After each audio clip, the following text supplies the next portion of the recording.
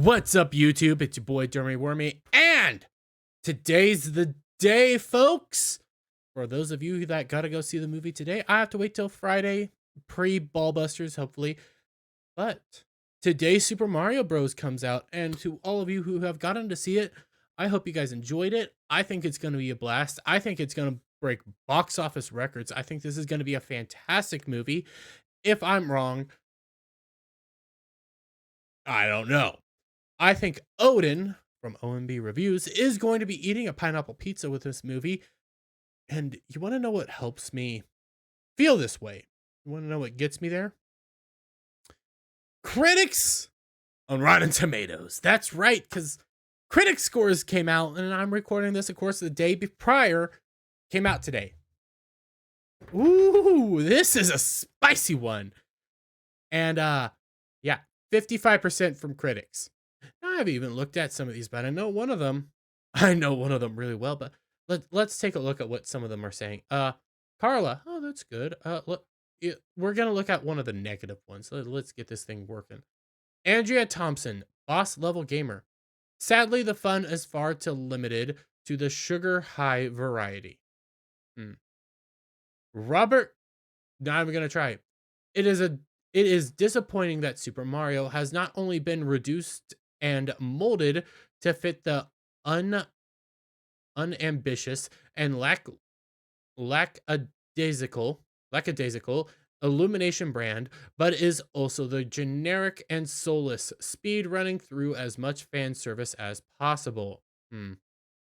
Peter Martin, gradually the very young skewing aesthetic, which might have been perfectly fine and acceptable silly for its intended audience, gives way to a mess of a movie that becomes increasingly dark and destructive.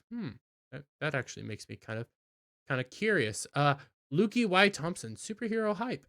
The Easter eggs were clearly made and placed with love, but the movie is just a collection of Easter eggs and references in search of a story. Well, oh, what's this one? What's this one? Grace Randolph. Totally totally inaccessible. I got it. Okay, I got it. Dang dyslexia. Totally inaccessible for non-fans of the Super Mario game from Nintendo. Fans might even have a hard time with the non-existent, antiquated, and somewhat offensive story. Shocking misfire for Illumination, the only bad movie they've ever made. There's been some bad Despicable Me movies. I can think of Despicable Me too. But yeah, Grace Randolph hates the movie.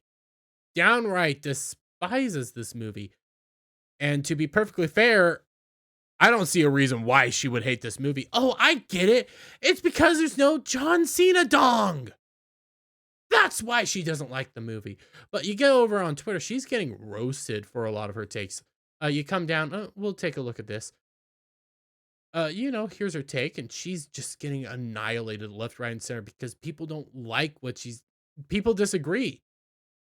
Plus, I mean, Grace Randolph, what do you expect? She's a woman that was, I might be getting the companies mixed up, but she worked for Marvel, never read a Marvel comic, doesn't like Marvel movies, likes DC movies, but hasn't read a DC comic, and really is interested in John Cena's schlong. Yeah, you come over here. The movie has a 54% on Rotten Tomatoes. It ain't just me. You have Air with a 99%, Dungeons and Dragons with a 91%. Honestly enough, though, Dungeons and Dragons does sound like a decent movie. Air's an art film, and you're trying to use Rotten Tomatoes to justify the fact that you don't like a movie.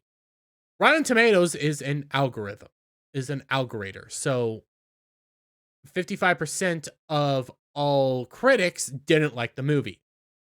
Okay, it consolidates and gives you basically an algorithmic base. It can be tweaked with, but for the most part, critics will be critics. They're gonna hate or like anything, and most of the time, if a critic hates something, means fans are gonna love it. And like I told people, I've said this now 3 times. I said it last night on the Legion of Memer stream with special guest Carrie Smith. Your grandmother, who has a wall-mounted phone with a spinning dial, landline that has a black and white TV that only gets 3 channels in the middle of nowhere knows Super Mario. This brand is massive. There are fans that span cross generations. People know Mario. People respect Mario. I think there's going to be an interesting story here, and I think this movie is going to be beloved. I think it's going to set up for a wonderful universe. But also, we're talking about a woman that really, really, really liked John Cena schlong. Like, to an absurd degree.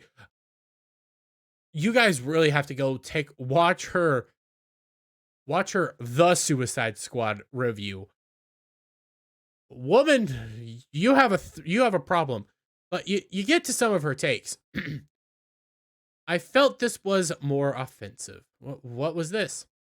What was this take? Well, let's hear it and make sure everything's boosted up. And I'm sorry because you're gonna have to hear her voice.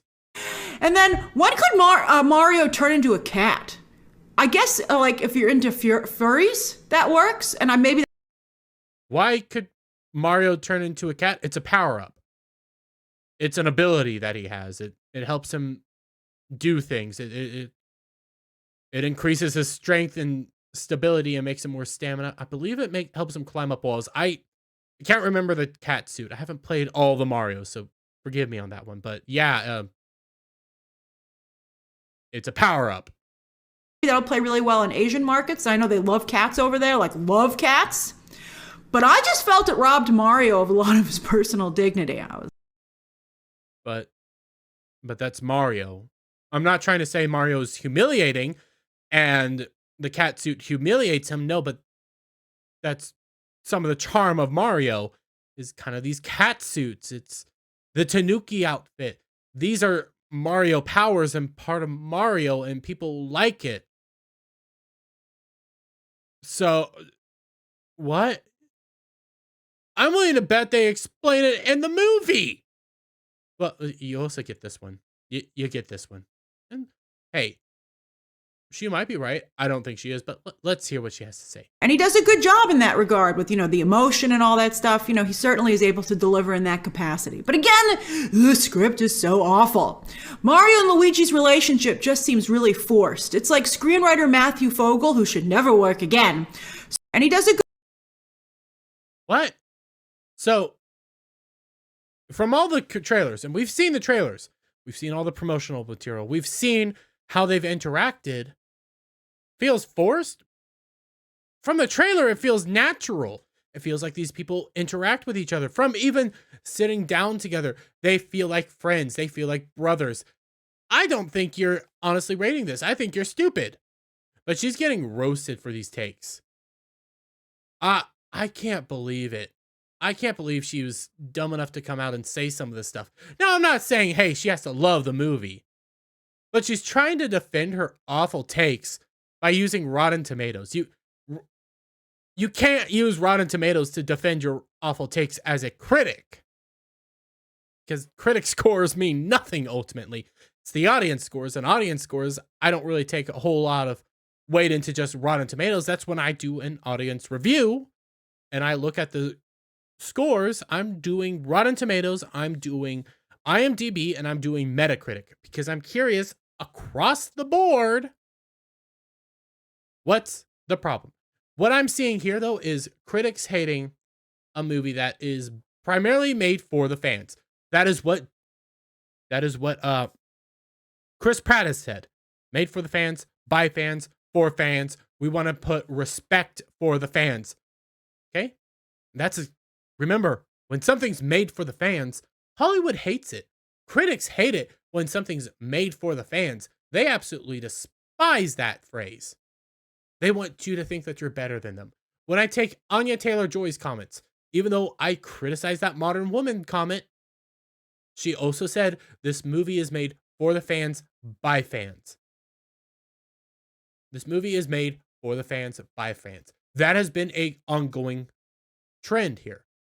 You have Nintendo highly involved. You have Illumination, one of possibly the only great animation houses left here in America, actually putting out decent content. They did. I don't know. DreamWorks also is doing pretty well as well, but they made this. Yeah, it has the natural illumination look. I think this movie's gonna do ball.